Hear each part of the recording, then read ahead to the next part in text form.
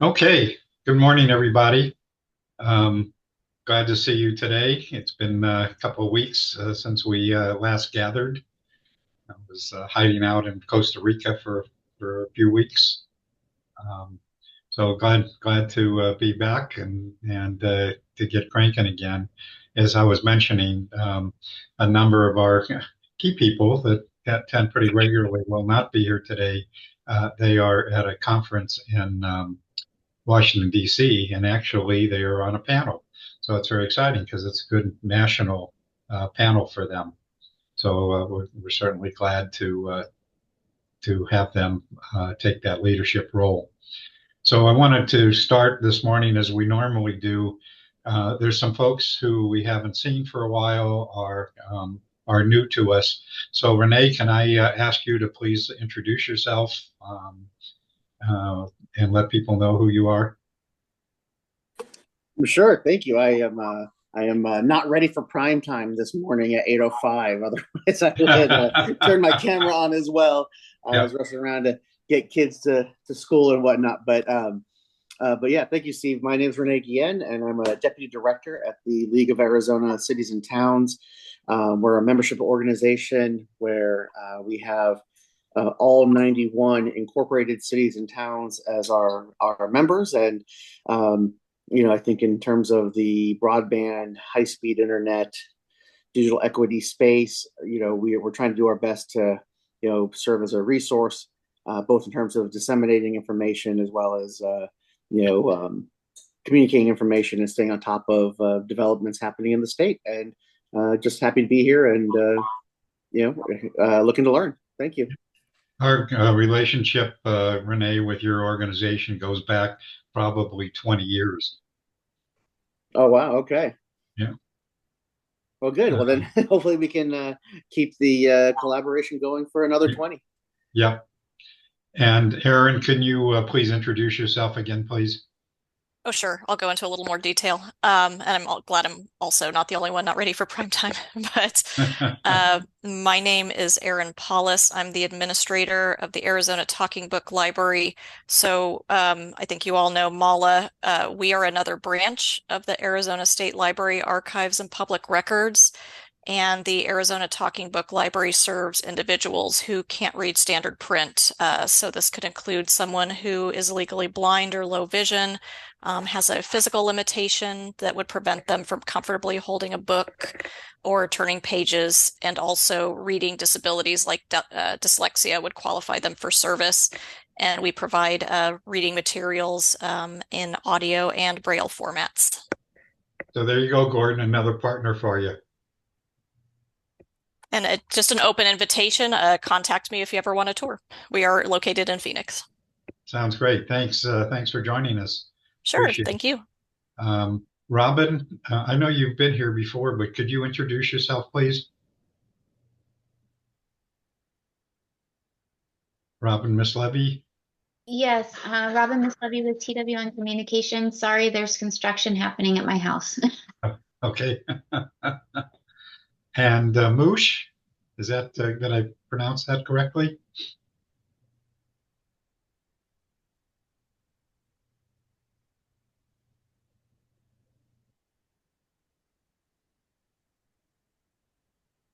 Okay. All right. Well, let's go ahead and get started with our agenda today. As I mentioned, a number of our folks won't be here this morning, so I don't believe we have anybody from the broadband office here today. So we're just going to, well, maybe our meeting will actually be a little bit shorter today. So I wanted to just touch base for a second. We had tentatively planned to do a excuse me, a meeting today on the challenges of uh, the disabled community and how it relates to broadband and digital inclusion. And one of the people we wanted to include in the discussion this morning, unfortunately, could not be here today. And so we plan to do that in the future.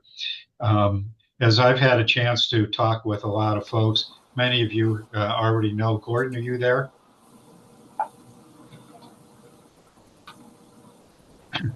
Well, many of you have met Gordon. He was on the call here a little while ago. Gordon is blind and has become a regular participant with us, and he and I have gotten to be pretty good friends. And so, as we've had some discussions, it really became pretty clear that it was a population that we have not really had much discussion about. And as I've been learning about it, it's really a lot of issues and a lot of challenges for our disabled community. And so I'm thinking that within the next couple of weeks, that we're actually going to start a series of discussions on how do we address the broadband and digital equity needs, how it impacts the disabled community, people with disabilities, if I'm correct, Gordon. Um, and so that's kind of the plan for the next few weeks to actually have a series of discussions about that topic. So moving on, I just want to remind everybody that, excuse me, that as you probably all know, that I do send out my newsletter every week, although this week was a little late, but I do send out my newsletter that has information about different events and activities and things like that. And so some of the times we talk about things in this meeting, and if they're not already in the newsletter, when I send out next week's newsletter, it will include any events and announcements and things like that. So it makes it easy to find all of that contact information. So moving on, and again, excuse me, the broadband office is not represented today. I don't believe Nicole is here either from NTIA. So we're just going to move on to our presentation this morning. Steve, someone's typing. Someone's typing is pretty loud and coming through. Yeah, who's that? Who's typing, please? I think it's Heather. Well, oh, Heather, my apologies, guys. I thought I came in muted. Thank you. No problem, Heather. Okay. So did I miss anybody who's new to us today? Apparently not. Okay. So I want to just go ahead and start with our presentation and introduce Mallory Duvall, who is a consultant with Consortia Consulting. She was actually scheduled to present a few weeks ago and had a family crisis and couldn't be with us. So I just want to, Mallory has been pretty regularly attending our meetings and we're glad to have her. And so Mallory, I'm just going to turn it over to you and let you do whatever you want to do. Are you going to share? Do I need to stop sharing? Yes, I have a short little slideshow just kind of to give some information. I've got to remember how to do all that now.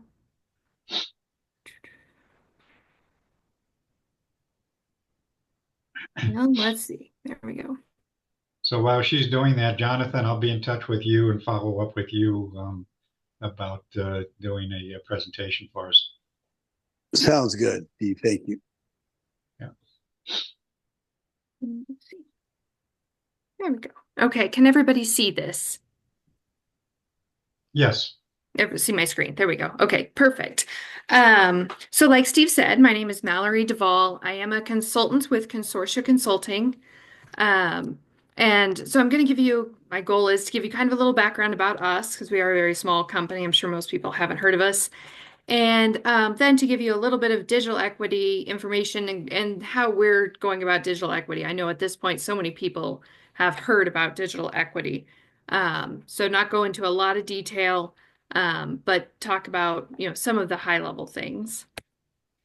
So Consortia Consulting has been around for 33 years. It was started by 4 people who worked in the telecom industry, decided to start their own consulting firm because they believed or they saw through their work that rural companies, specifically telephone companies at the time, were not getting the same resources that I think most of them actually came from AT&T. Maybe they were all AT&T originally. Those rural companies did not have access to the kind of resources that companies like AT&T, Cox, Verizon, those kind of companies can hire tons and tons of people. So they came together and decided they were going to help rural companies. This happened in Nebraska, kind of Lincoln, Omaha, Nebraska. And they did a lot of work with originally Nebraska and South Dakota companies. We still do a lot of work with them, but we are much beyond that. Um, the industry has obviously changed quite a bit. Most people don't have home phones anymore. You have your cell phone, or maybe you have a VoIP phone. My office phone is VoIP, and I have a personal cell phone. But I don't have a home phone. So most of these telephone companies or telecommunication companies have really become more broadband providers. And there are so many more broadband providers nowadays that aren't even in the telephone business. They're just straight up broadband providers. So we now work with all of these as well as telephone companies still for all the regulatory issues, financial issues, and things that they have. But we really, at this point, it's broadband companies. And we still focus on the smaller, more rural companies and giving them access to the kind of knowledge that we can have by gathering our group of, I think we're about 21, 22 people, so that they're not having to hire all of us. And if you've been involved in telecommunications, broadband, any of the regulated stuff, you would realize that it's highly regulated. There's a lot of rules, a lot of things that they have to report on. And some of these companies are so small, they only have maybe 3 or 4 employees, and that consists of the people doing the outside plant work, their office work, everything. They don't have the time or the manpower or the money really to pay to hire people to handle all of this stuff. So that's where we come in. We come in and we help them navigate all of the crazy FCC orders, help them with their financial planning, etc., to help them be able to compete in today's industry.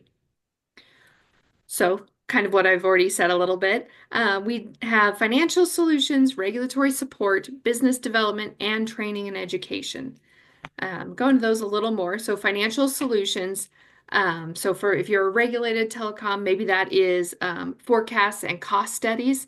Those are required by the FCC if you partake in certain aspects of the Universal Service Fund. They give you money to help serve high cost areas. So we can help you with those.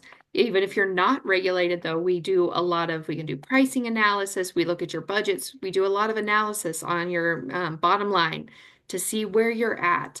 A big issue right now with a lot of small companies is offering cable. Cable is very expensive for these companies to offer.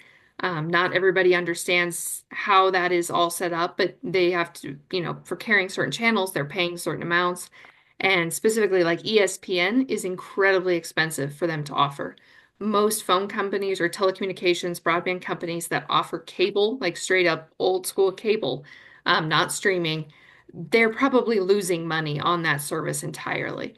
And so we see a lot more wanting some analysis done as they look to branch out and no longer offer cable. Maybe they're offering it streaming, there's different services, some different items like that. But obviously, you're still going to have people interested in cable, so they have to be prepared to have that backup information for all those that are like, I like cable, I don't understand streaming. And that, digital equity, we're talking about digital education. That's another piece. Regulatory support, as I mentioned, there's a lot of regulations surrounding broadband. You talk about getting the BEAD money, digital equity grants. You get any kind of money from the government, it's going to come with a lot of little things that they're going to require you to do. Reporting, filing, lots of things well beyond the grants. Everybody's excited about grants right now. You get the money, you're like, yes, we're going to build the network, we're going to do these programs. Especially the federal government, there's going to be a lot of requirements. And there are some at the state level too, depending on what state you're in and how that works. Business development. This is where we're looking, like I said, there's, the cable things. People are interested in finding out how they're going to, if you're not going to offer cable, how are you going to compete? And different things along those lines. So we can do a lot of that analysis. We will help you. We do board presentations. We will help you meet with your boards to understand all of that.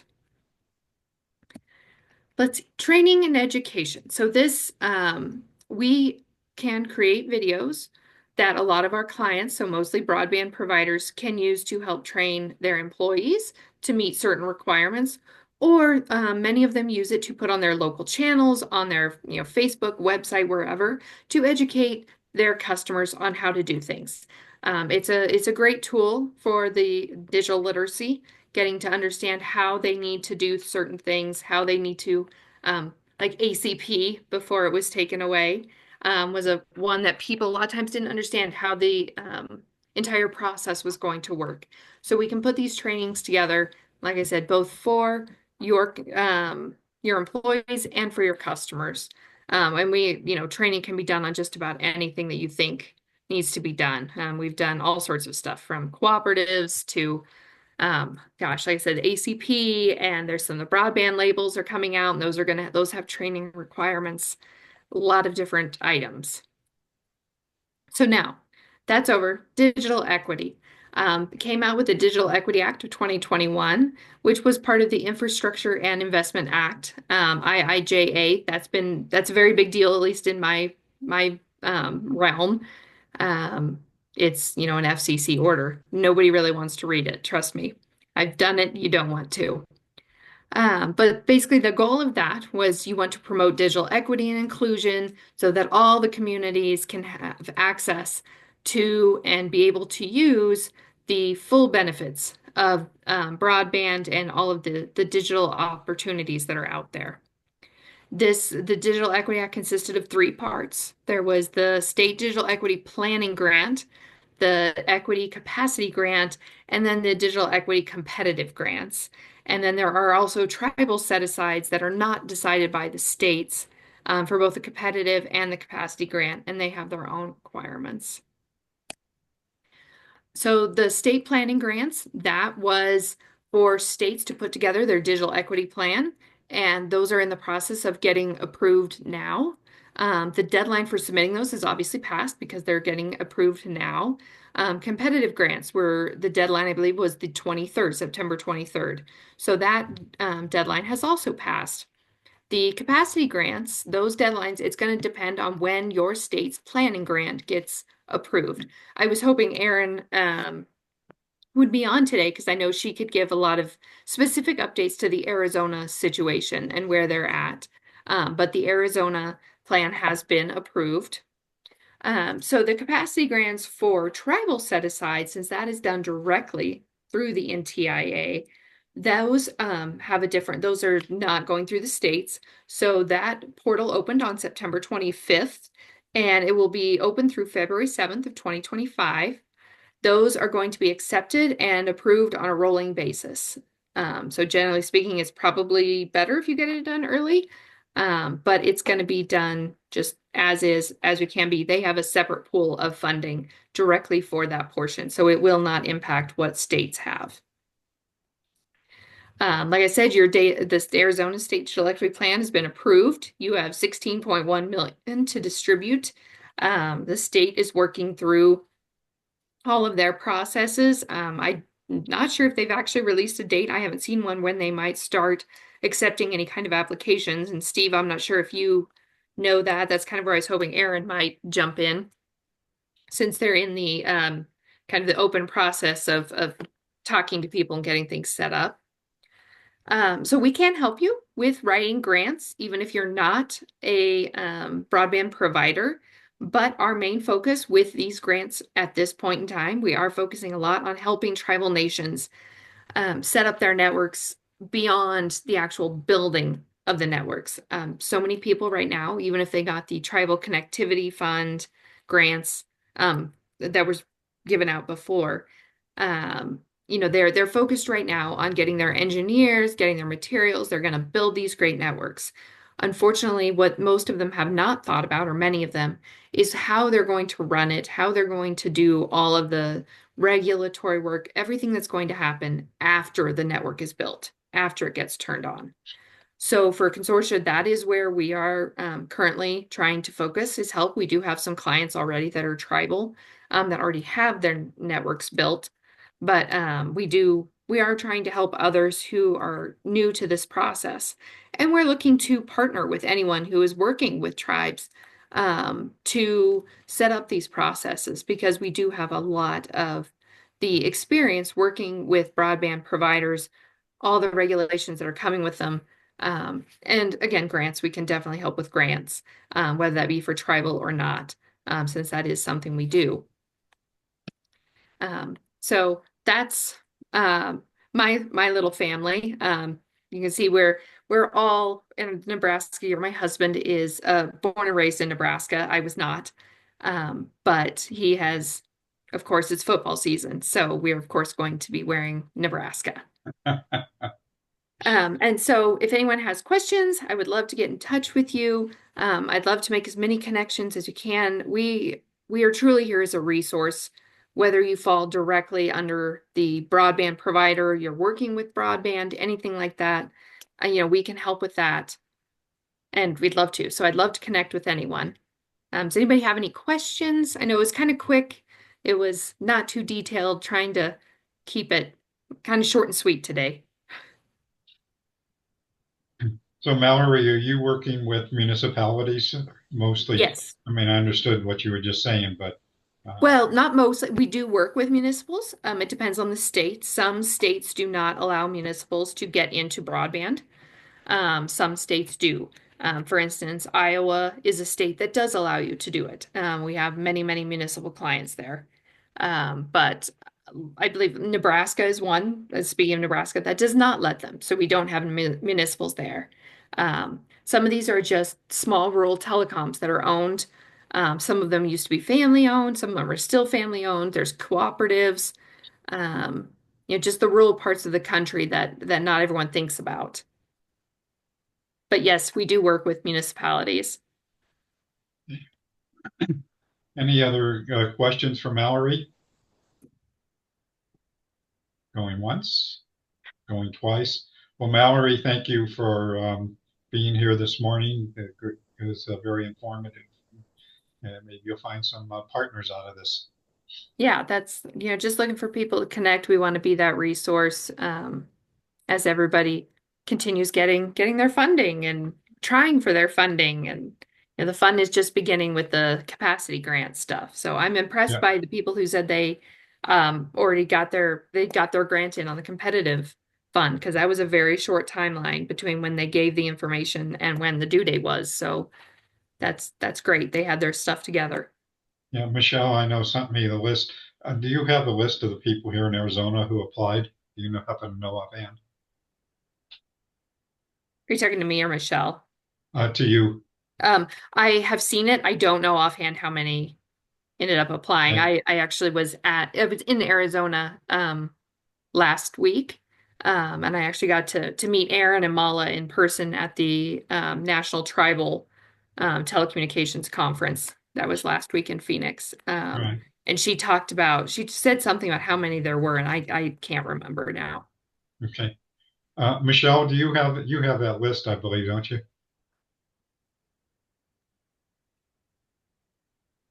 Yes, okay. I sure do. Now, I can't confirm that they actually pushed the submit button. Okay. But these are the organizations that were included in the ACA's letter of support. So there's Rio Salado Community College. Kenneth? Somebody's having a good time. IDIA, Technical Assistance Partnership of Arizona, the City of Douglas, Dene College, CompuDot, U of A, and of course, Pima County. And we did push the submit button, so I will tell you that.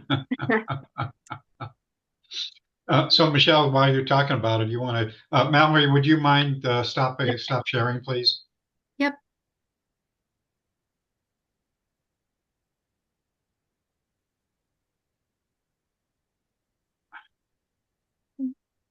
Well, hit stop and then ask me what I wanted to share.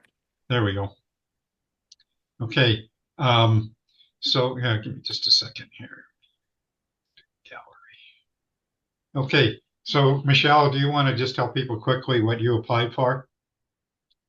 Sure. Pima County, we applied for, it is a regional application, Southern Arizona Regional Telehealth Access Program, inclusive of Santa Cruz, Pima County, Santa Cruz, Cochise, Graham, and Greenlee counties, to further the efforts of telehealth access and digital health navigators across that region. And we had a lot of great partners that are working with us on that. United Way, Literacy Connects, all of the health departments, TMC, letters of support from El Rio. So we have a lot of good organizations that came to the table to help us to develop that application. So we're pretty excited about it. If we get funded, awesome for us. Okay. Thank you, Michelle. Moosh, could you introduce yourself? And then you also had put a note in the chat. Can't hear you.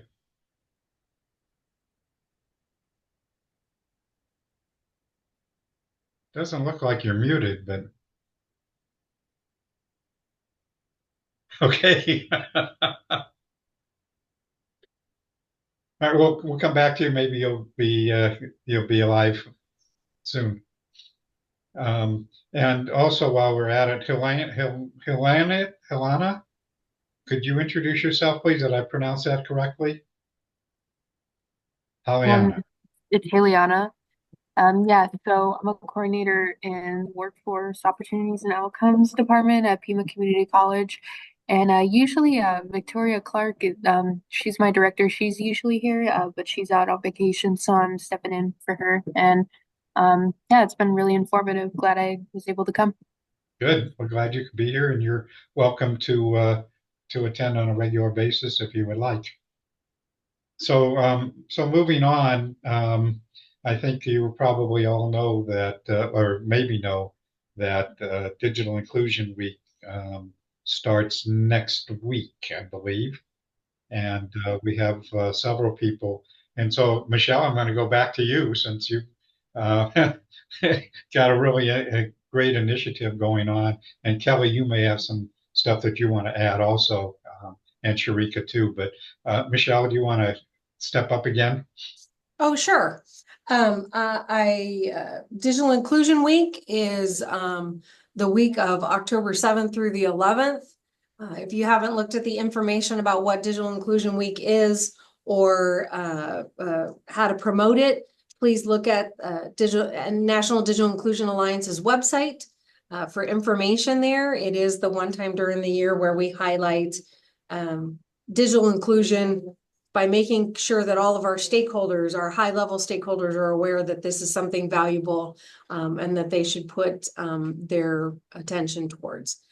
So yesterday we had the Board of Supervisors in Pima County did a proclamation for Pima County, Digital Inclusion Week in Pima County, and we also will be kicking off a digital navigator program and a learn to earn series of basic computer classes during Digital Inclusion Week. Now, those two programs are being supported by Comcast. Comcast gave Pima County a $25,000 grant and 100 laptops. So in that Learn to Earn series of classes, if an individual completes the 5 classes, they earn the laptop that they use during the class. And so, basically we're focusing on all of the target populations that are associated with the Digital Equity Act. And so we're excited to get started, and I believe it will just grow from there. As most of you know, Michelle and Pima County are rock stars in the state and doing some really awesome work here. So again, congratulations, Michelle. Kelly, do you have anything you want to talk about in terms of Digital Inclusion Week? Hi, everyone. Kelly Mukherjee from ASU's Enterprise Technology. I first want to ditto what Steve just said about Michelle Simon being a rock star. She certainly is, and we love partnering with Pima County through her. At ASU, I just wanted to, I just put a flyer in the chat. So for Digital Inclusion Week next week, IDEA is hosting a summit. It's virtual and everyone is welcome to attend. It's free. And if you happen to have gotten and ordered a T-shirt through the Arizona Digital Inclusion Network, those are ready for pickup today and tomorrow. If you did not get one, I think through Aiden, we will coordinate another maybe T-shirt sale, but that would be through Cindy Hogan and Mariana through AZ Strut. So, but anyways, wanted to remind you that T-shirt pickups are today and tomorrow. If you need any information, Mariana is really the person to contact, but I do have it too. So if you need it, just please feel free to reach out to me. I'll help you get the information that you need. Thanks, Steve. And Kelly mentioned the summit coming up next week, and I did include that in the newsletter. It is virtual. They're going to highlight, I think that is it 5 organizations that are going to be sharing their. There's so many, their Steve. I just put a flyer in the chat. You'll notice that there are lots. There's like a huge list of speakers. It's going to be Okay. 5-minute lightning rounds. Yeah. So you'll get to hear from so many great leaders across Arizona. So yeah, that's all I know. Okay. Thanks, Kelly. Anybody else got something happening during Digital Inclusion Week? Sir, this is Moosh. I don't know if you can hear me or not. We can. All right, I fixed my audio. So, as I had mentioned in the chat, that the Navajo Tribal Utility Authority, and for those that are unaware, we are the primary provider of utility services for the Navajo tribe in Arizona, New Mexico, and Utah. And we do, electric, gas, water, wastewater, and most importantly for me, telecom. And so I got an opportunity to apply for that. It's not something that we normally get into because we are an infrastructure company and our primary focus is building uh, these digital highways and roads, basically fiber tower. But we got an opportunity to help build a business incubator. One of the things that I've noticed since I've been in the Southwest and I'm from Iowa, so it's one of those things where it's a little different in the Midwest compared to the Southwest. But I wanted to, I guess, give the Navajos an opportunity to build businesses for themselves. And so we built a business incubator, or we will, assuming we get part of it, if we get funded to help not just with legal help, but we can help them develop business plans for whatever. But there's so much opportunity out here. And I noticed a lot of people aren't capitalizing on it because they don't know where to start. And luckily for NTUA, we have a massive data center in Shiprock, New Mexico, and but this program is it goes beyond the Navajo Nation. It's really even nationwide. Anyone that want to participate is allowed to, but we can help, including giving those that need like computers. So part of our grant includes providing Chromebooks and also uh, I believe for the term, which would be 4 years of free internet at even at their house. Because a lot of the times, yeah, they could come to our data center and we would have space for them.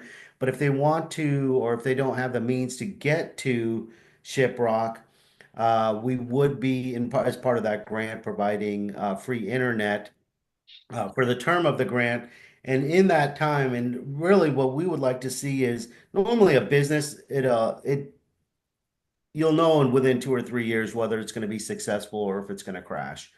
And if we can show tribal entities or well, not just tribal entities, but tribal constituents, how they can build their own small businesses, it can really spur economic development on the nation, or at least that's our hope.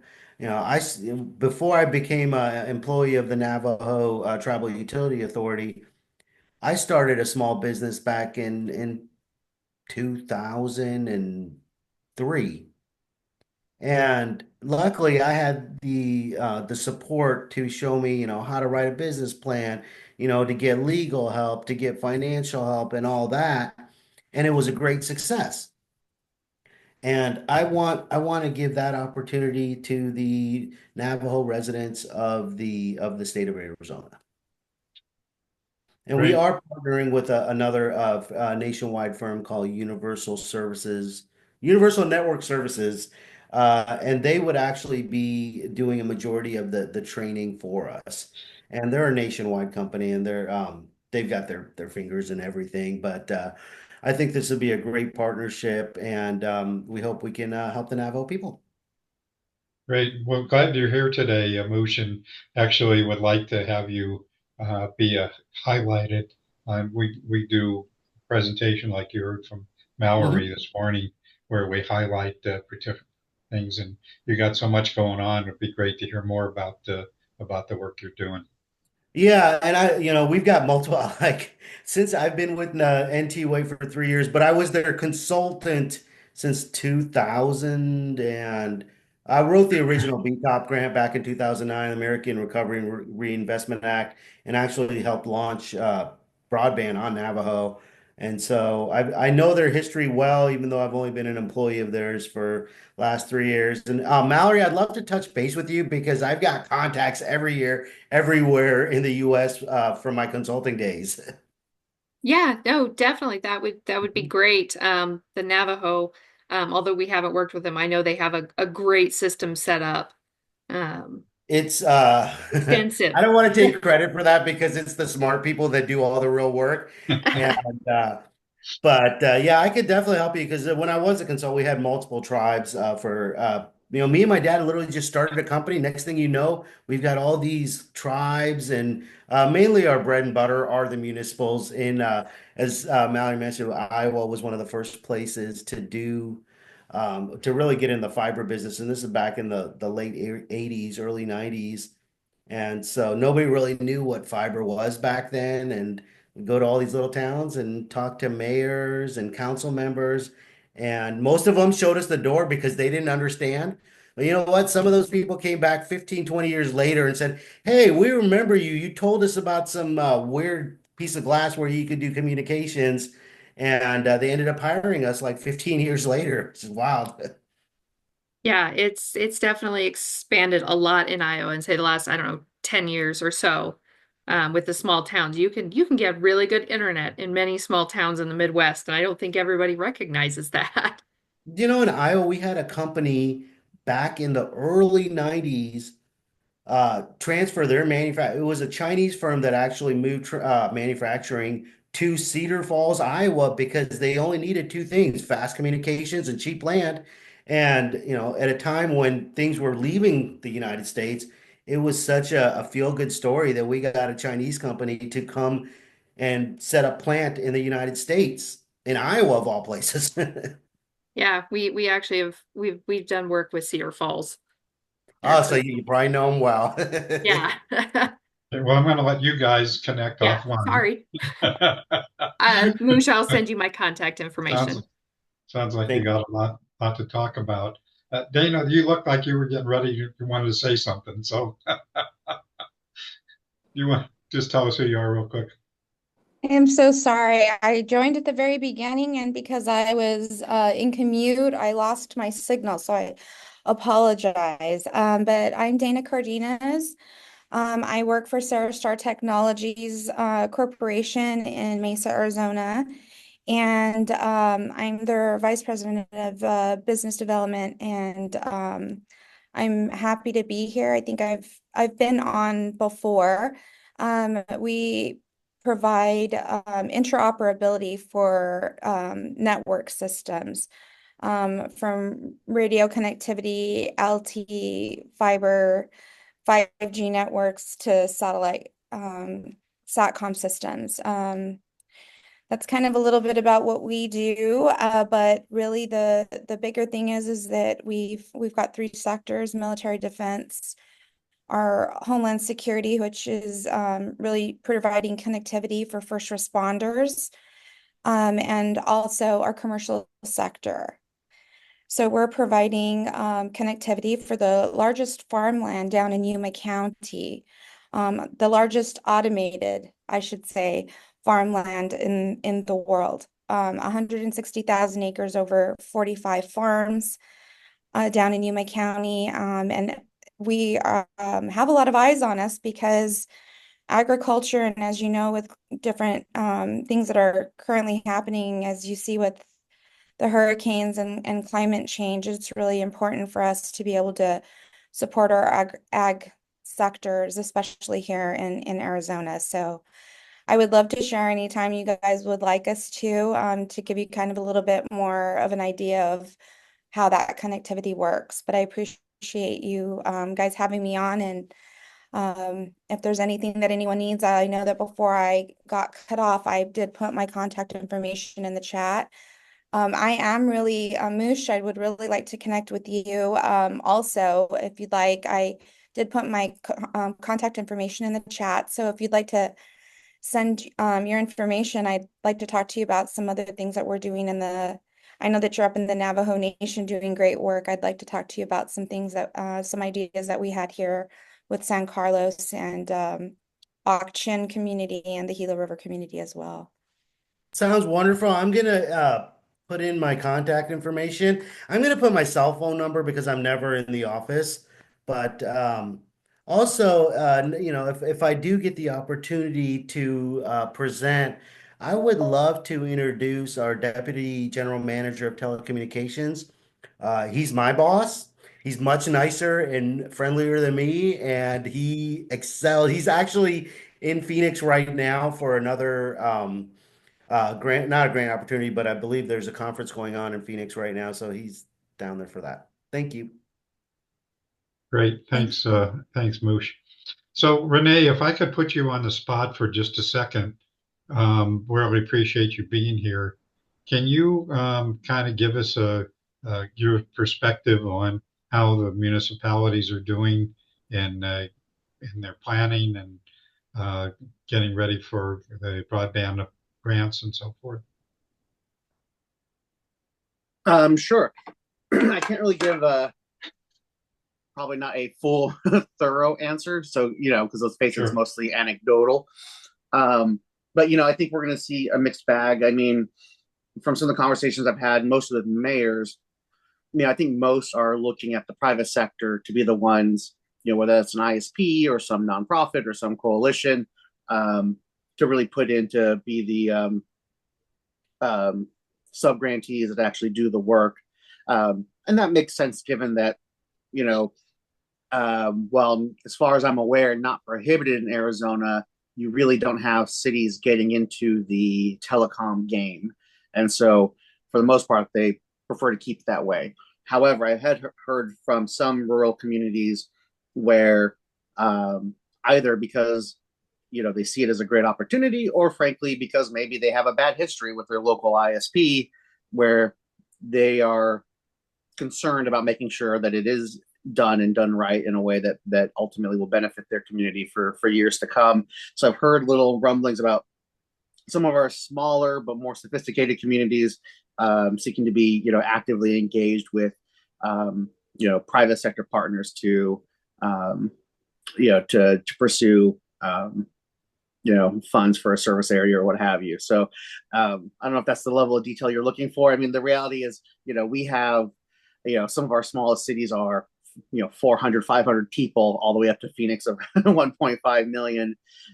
So, we are all over the map, but I would say generally speaking, most cities and towns have, because we haven't traditionally been in the telecom ISP space, that's what I would expect most to adhere to, once rubber meets the road. Yeah. So Renee, are you seeing in some of these smaller communities that they may be interested, but they just don't have the knowledge, the resources to be able to get into the game? No, not necessarily.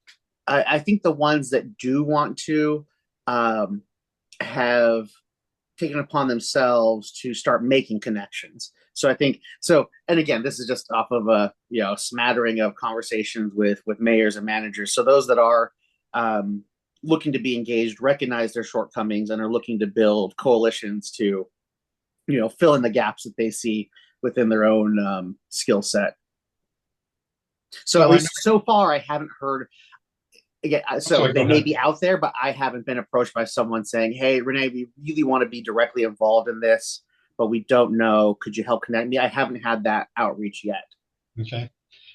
So I know you've been actively involved with the broadband office, but are there any things that Arizona needs to do to help the local communities, particularly the smaller communities? It's related to the question I was just asking you. Any perspectives on what else we need to do or not do, or? Yes, and it's one that I have been involved in, but we haven't really landed on any answers. So it's the question of workforce, I guess, to just directly answer your question. That is probably the biggest concern I have from the municipal side. And I know it's a concern for counties. I don't know if it's as big for them as it is for me. And so, what I mean with that most directly is you have this, irony that the cities that are best prepared to handle an influx of encroachment permits and right-of-way encroachment permits and utility applications and undergrounding operations and reviewing those permits or reviewing those applications and doing on-site inspections and all that. The cities best prepared to do that are our most urbanized cities, which also tend to have the least or lowest amount of unserved or underserved, right? So there's that irony that the talent to meet the incoming BEAD dollars isn't really in the areas that will be getting BEAD dollars. And so for me, that translates into sort of two concerns. Is there a workforce available in the remote parts of Arizona to do this work?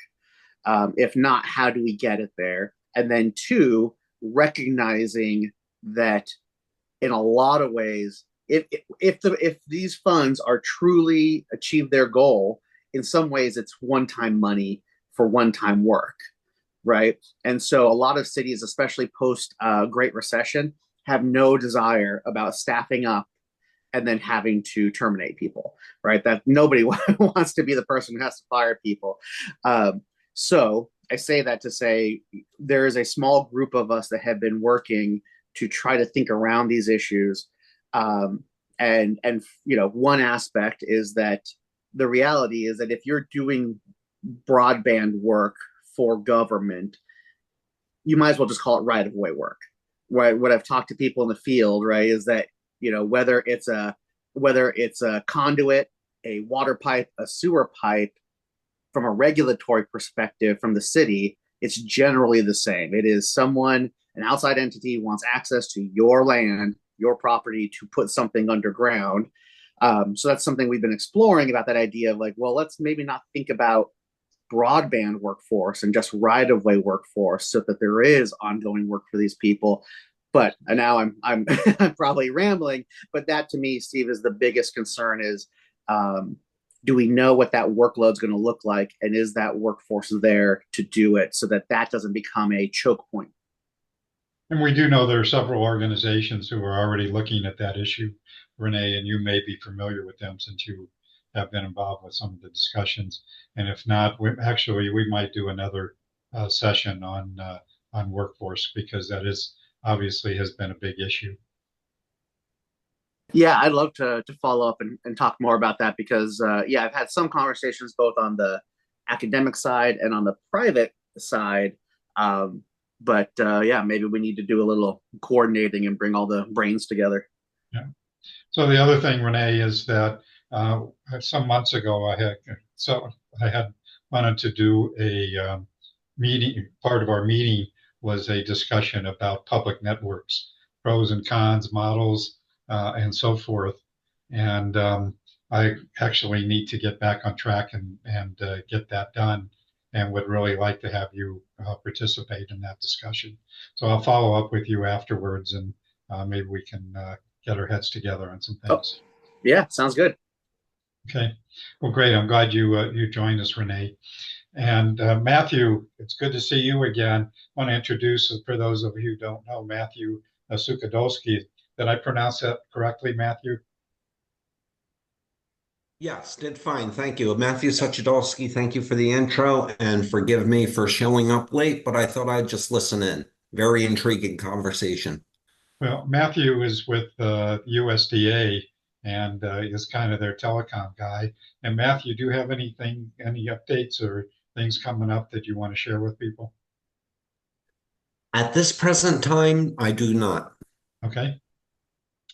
All righty. So a couple of quick things, and then we'll just get down. Well, does anybody have anything else that they'd like to share with us today? Sir, this is Mish. Sorry to interrupt. I just want to thank Matthew. He's also our representative on a USDA grant that I had submitted back in 2022 or 23. And he's a wonderful person. And thanks, Matt. Okay, thank you. So anybody have anything else that they'd like to share? So if not, a couple of things.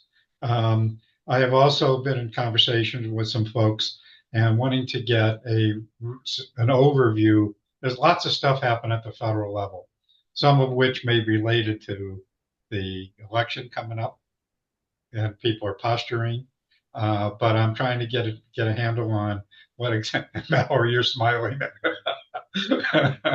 But there's lots of stuff a lot of things going on at the federal level. Some of which is who knows. We haven't heard a lot recently about the Universal Service Fund, but there's a number of things happening. So I'm hoping next week that we will get a good overview of what's happening at the federal level that people need to know about. And of course, Mallory, you probably know some of that also, since that's your bailiwick. So we'll talk some more about that. So that's the first thing. The second thing, which I mentioned earlier, is that and Gordon, I believe you're online there. So I've been in touch with Gordon in particular about wanting to do a forum on people with disabilities and particularly how broadband and digital inclusion impacts that population and what their needs might be. So those are just a couple of things that are coming up. Does anybody have any other events that they're working on that they want to share with people? We're going to get done earlier. And Aaron, I'm going to try and catch you right after this meeting. I need a favor from you, so I will try to catch you if you're going to be available. Steve, So I have Steve, a question. This is Dana. I'm sorry, who is that? It's Dana. go ahead, Yeah, Dana. Dana, go ahead. I was wondering if no opposed on this Zoom today, could you possibly send out a roster with contact information for everyone? I know that we kind of throw it in the chat, but if no one's opposed, if you have that, I to do send that out every to us so week. that we... I do that every week. Perfect. Thank So that's why I ask people to register, because I do send out the attendance list of people who've registered for this meeting. So I appreciate that. Thank yeah. you. And that's exactly the reason, is that people, speak and people want to connect and so forth. So yes, that will happen. So Paul, you got your hand raised. Yes, I just wanted to say that a couple of weeks ago, I had the opportunity to have a booth at the Abilities Expo in Phoenix area. And we put on a display of 3D printing and got to talk to a lot of people about that. One thing that I just wanted to share, though, was that there was a lot of interest in the type of technology. People had heard about things, but had not necessarily seen it. And I'm wondering if that might also apply to some of our efforts around telecommunications. And it's just part of getting the word out to other audiences. But over 3 days, I spoke to probably about 400 people and basically gave them very short micro PD sessions. When I say micro, I'm talking about 5-minute PD on what 3D printing is, laser etching and engraving, and just the resources that are available through the Phoenix area. But yeah, it was an audience that I hadn't been necessarily engaged with previously. But I was surprised at the amount of people who just said, I've heard a lot about 3D printing, but I've never actually seen it. And then you got to show it and also talk about, well, it's connected to Wi-Fi and broadband. So, all these issues, all these topics are connected in ways that we just have to be flexible to see and take advantage of when we get the opportunity. Yeah. Gordon, are you still there? Gordon is still here. And so Gordon, yes, there's another partner for you. Oh, absolutely. The truth of things is that it's all about inclusion, and that includes everyone. Yeah. And the truth is that people with disabilities are in many ways defining of the challenges that exist with telecommunications and other assistive and adaptive technologies. They don't necessarily reach the people for whom it's intended. It's often become just as you probably saw in the exhibits at AdaptTech. It's kind of a narrow niche of modified equipments and things like that. But for the most part, if things were just designed better for all of us, it's just a misery to kind of suffer through, well, I don't know, setting up a Comcast system, just to put a name to it. Same for any of these things. It's very complicated, and that's where the AIs will come in. And so therefore, better knowing human beings, and as I always like to say, getting the full spec on human beings makes all the difference. If you include all of humanity from cradle to grave and think about how this thing might be used, worked, or approached naturally by a natural human being, you're really on the right track. That's the investment of our creative and knowledge and intelligence that makes a huge difference. And so I commend anyone and everyone looking at this in a more open, broad way about how we include people, even if their language is different or if their sensory, cognitive, or physical disabilities or impairments might get in the way. We can find ways to adapt and make things better. That's what we humans are good at.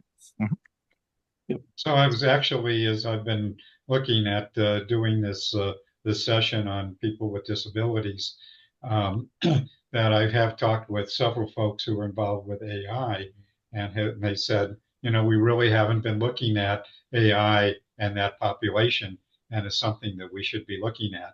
And I know that sort of came up with my discussion with Gordon.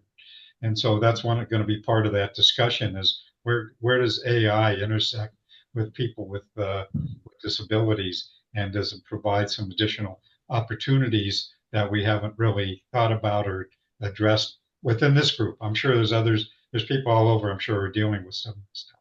Well, we're going to make evangelists of you all. I'm part of a group who's been working on smart city initiatives around the world, with the understanding and idea that the accessibility is the first order of a business for everyone in a community. What we learned during the pandemic, with 140 countries participating under a UN habitat grant and program, is that the virus was very dangerous to our community, but our governments turned out to be the worst challenge that we face. They don't know we exist in many cases, and the ham-handed approach to emergency response, resource distribution, even medical care had become disastrous. And so we're very aware of the work that needs to be done, and the AI assistive aspect of it overlaid on the broadband technology is 10 minutes into the future. Thank you. Thanks, Gordon. And obviously we'll be in touch about getting that session set up. Okay. Hey, Anybody else? Steve, I'm real sorry. quick. Yeah, go ahead, Karen. So I know ACA wasn't able to be here today for their update, but if anyone hasn't seen it yet, they did post the proposed project areas on the ACA site. So I think there's 66, Michelle, correct me if I'm wrong, 66 project areas, tribal and non-tribal. So if you haven't seen it, I recommend everybody to go on there and look at it.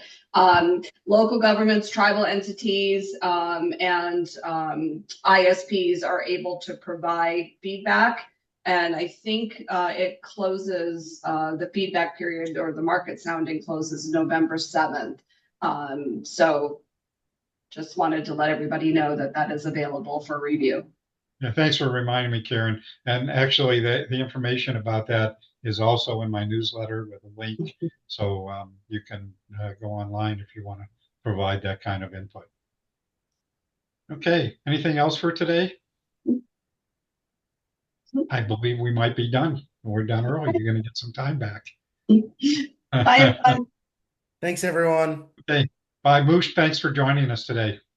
Thank you. Yeah, I look forward to bringing my boss next time. He's, he has even more information.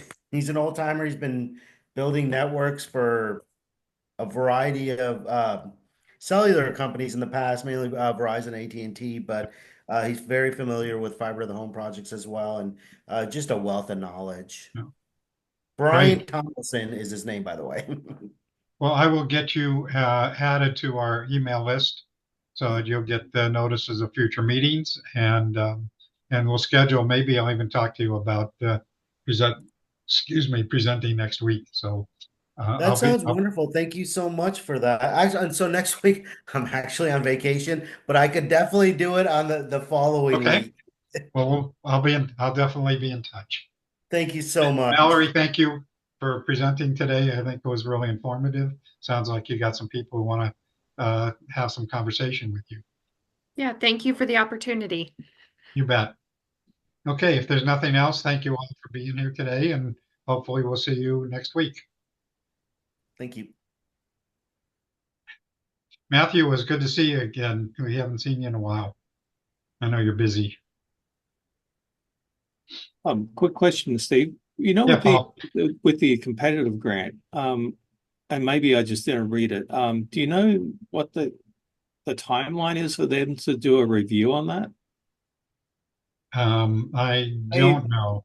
Did they share that at all? I didn't see it anywhere, so I wasn't. Mark, do you happen to know? They never commit to a specific timeline, Paul. You'd be lucky if it was 4 months.